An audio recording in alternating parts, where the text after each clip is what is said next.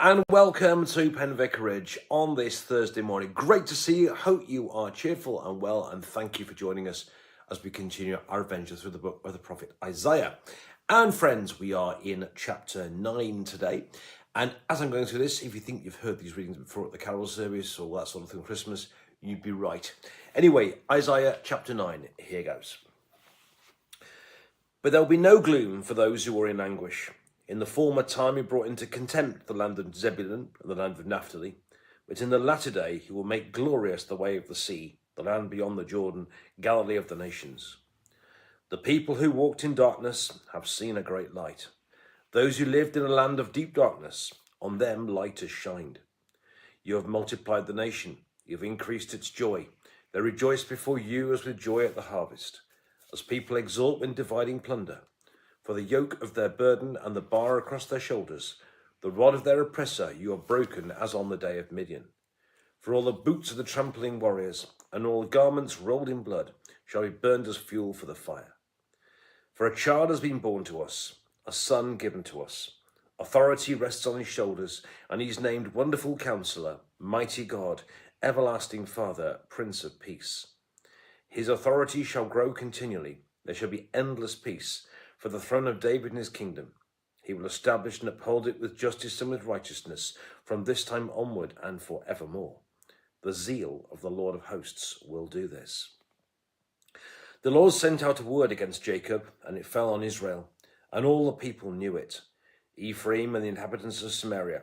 But in pride and arrogance of heart they said, the bricks have fallen, but we will build with dressed stones. The sycamores have been cut down. We will put cedars in their place.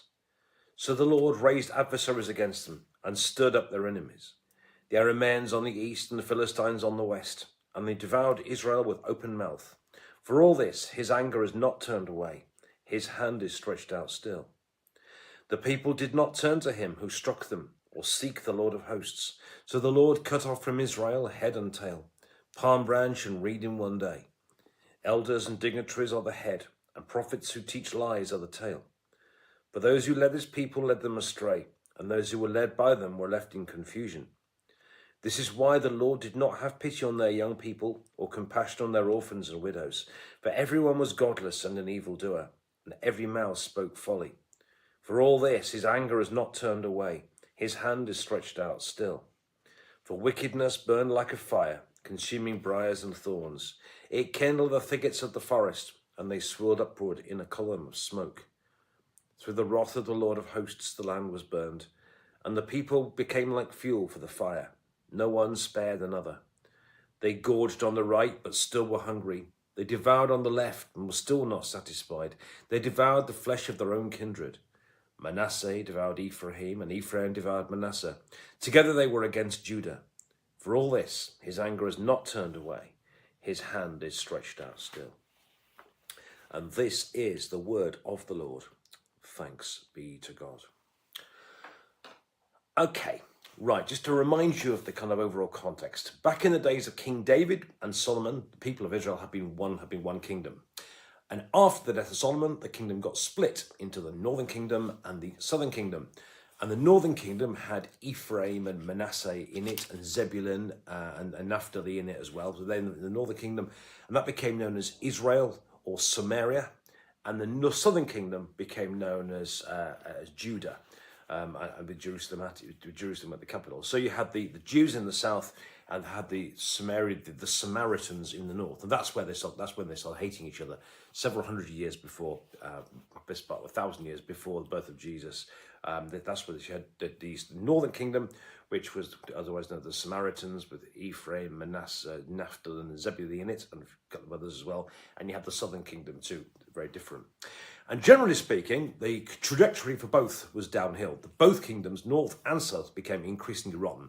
They became increasingly corrupt, increasingly godless, and increasingly they turned to other gods and other things rather than turning to God. So the trajectory for both was downhill. But the northern kingdom went more rotten more quickly than the southern kingdom.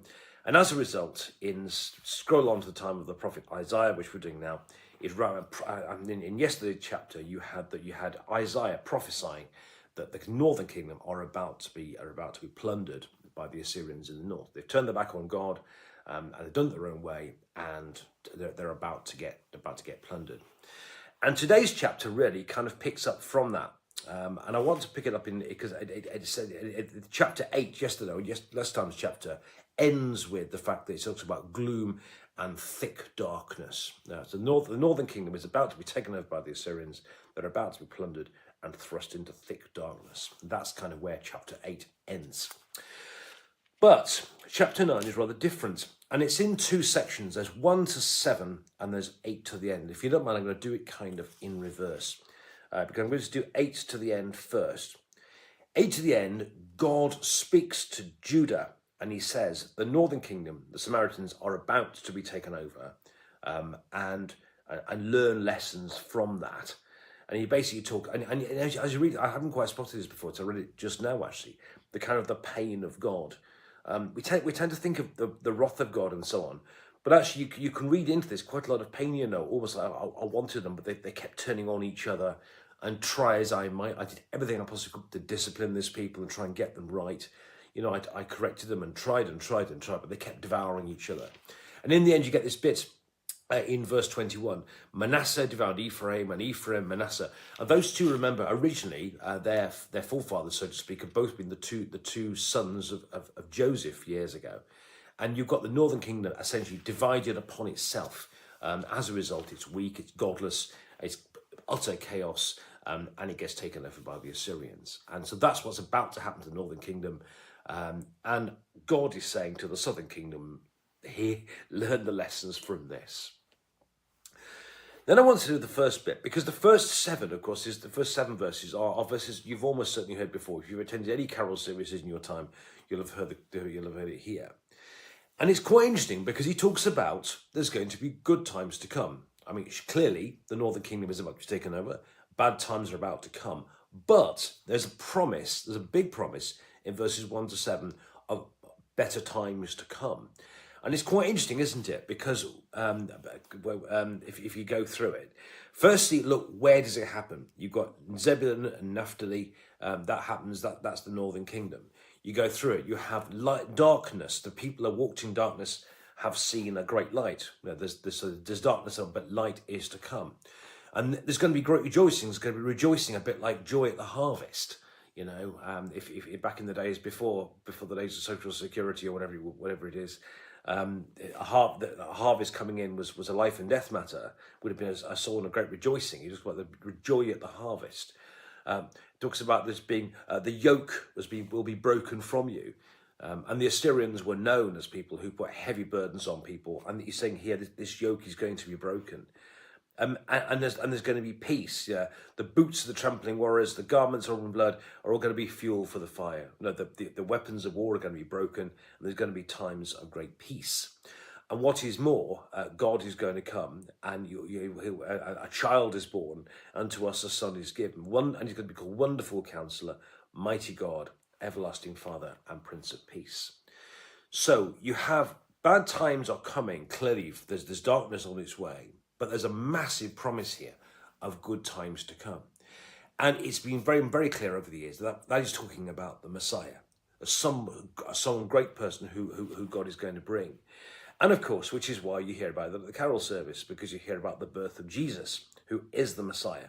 And interesting, if you look at the beginning of Jesus' ministry, where does it happen? It happens in Galilee. Matthew chapter 4, you read about that. And actually Matthew quotes verse 1 about Zebulun and Naphtali and so on. Glorious the way of the sea, the land beyond the Jordan, Galilee of the nations. That's quoted in Matthew chapter 4. And there you have the people that walked in darkness have seen a great light. Who is Jesus? The light of the world. We have Jesus being the light of the world. So he starts in Galilee. You have him being the light of the world. You have great joy at the harvest. Jesus said the harvest is ripe, but the labours are few. So pray that we send labourers into the harvest. Jesus said that. What did Jesus say? Come to me, all that travel and are heavy laden, and I will give you rest. My yoke is easy, my burden is light. Again, pick it up on this one here. And of course, Jesus is the Prince of Peace. And of course, in Jesus, we can know God as our Heavenly Father and our Wonderful Counselor And of course, Jesus, we believe, is not just a good person, not just a Messiah, but God, but actually divine.